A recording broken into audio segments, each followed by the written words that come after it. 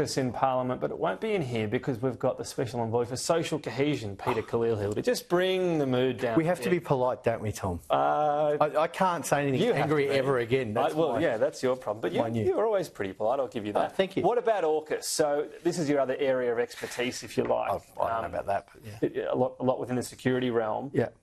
Either the UK or the US can just pull out with a year's notice. Right. Under AUKUS.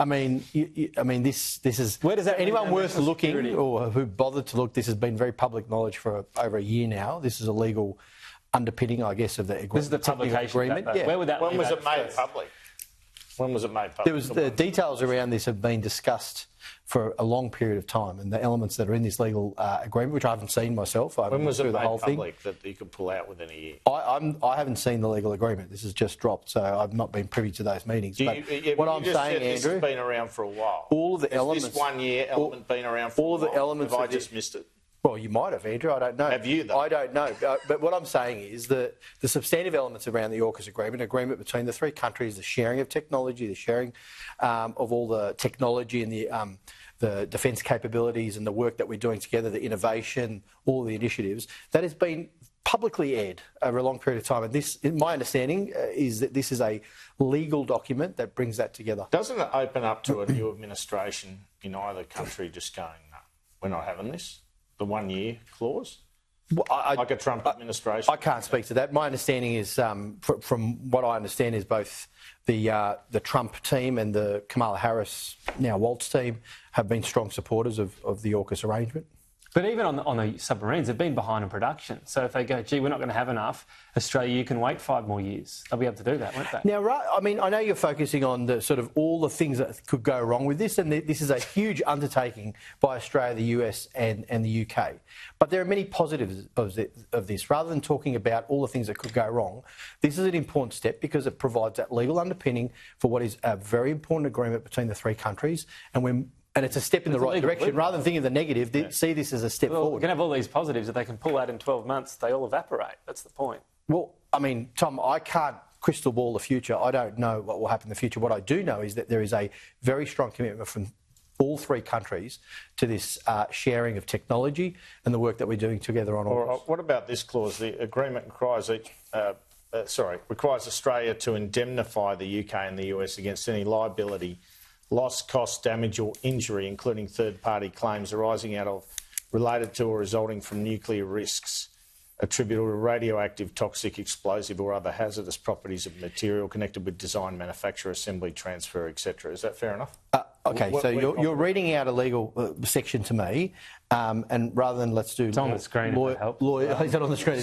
Lawyers are 3 paces, Andrew. Some of the conspiracy theories that have popped out already just from this announcement are quite ridiculous. It's a furphy to say that we'd be accepting nuclear waste. That is not the case. We've always been very clear about that.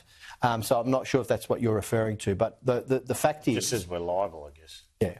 The fact is that there are lots of sections, legal sections in this agreement, as any legal document would be the case, where the details and the legal frameworks around the agreement are put in place. And there's nothing untowards about that. You'd expect that to be the next positive step forward in the agreement. The parliamentary committee you chair has given the green light, if you like, to the listing of the Houthis as a terrorist organisation. I've reported previously that it took 126 days for that to process through Clare O'Neill's office, the Attorney-General and then the Prime Minister's. Why do you think it took so long, given it's pretty much a no-brainer decision? Well, I can take responsibility for my own committee. I'm chair of the Intelligence Committee, and I'll take responsibility for the fact that we had a period of time where we were unable to do the report consideration as well, to table that report. We've just tabled it this morning, or I tabled it this morning, because we had many members who were overseas during the winter recess, during that July period, June period. We were struggling to get quorum, obviously, and we had lots of other inquiries ongoing. So there was quite a delay on the committee side of things, so I'll take responsibility for that. But I plead, guilty but also innocent in the sense that we had 14 inquiries underway at the same time. So. OK, but some delays, though. I mean, 6 weeks for Clare O'Neill. The Prime Minister took another 4 weeks. We've obviously had some changes with ASIO now moving under the Attorney-General's department. Yep. What do you make of that decision more broadly? Is that the right thing? Do you think that could alleviate some of these delays? I mean, this is a movement of the machinery of government and the responsibilities of the Attorney-General that he does now have ASIO. It was In the past, it had been, I think, with the Attorney Generals for a period of time. I think the answer to your question about whether things get more efficient and improve is, as you see it play out, how effective people work with the new structures, and I'm confident that will be the case.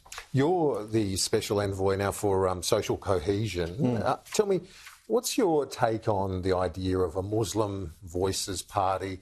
We're hearing that there's my colleague Julia Bradley reporting that there'll be an independent announced tomorrow running against Tony Burke in the seat of Watson in Sydney. Do you think Labor should be worried about a party of that nature? A couple of points, Kieran. I think the first point to make is that our democracy is a contest of ideas. Every citizen is free to stand up, put their hand up to run for office. People can get together in a party, in a group, whatever, if they have similar ideological views, values, propositions and so on, and they're entitled to participate in the democratic process. The second point, though, I'd make is that, and this is my view, I think one of the great things about our democracy is that it's a secular democracy and that there is a separation, obviously, of religion and state. I don't want to see particularly the sort of conflation of religious groups and positions with our sort of political process. I think you can have values, absolutely. You're a Muslim Australian, a Hindu Australian, a Christian Australian. You bring those values to your work as a democratic representative. And there are parties that are imbued with values, like, the Catholic right, for example, and the Labor Party has a big influence. There's nothing wrong with that, per se. What I don't want to see is sectarianism, where people are dividing themselves based on religion and only voting based on it. I think a Muslim Australian political representative like Anne Ali or Ed Husic are fantastic representatives of all people from all faith backgrounds and ethnic backgrounds. And it shouldn't matter what your religion or your ethnic background is. You should be able to represent anyone in the community because that's your job. Peter Khalil, appreciate your time. Thank you.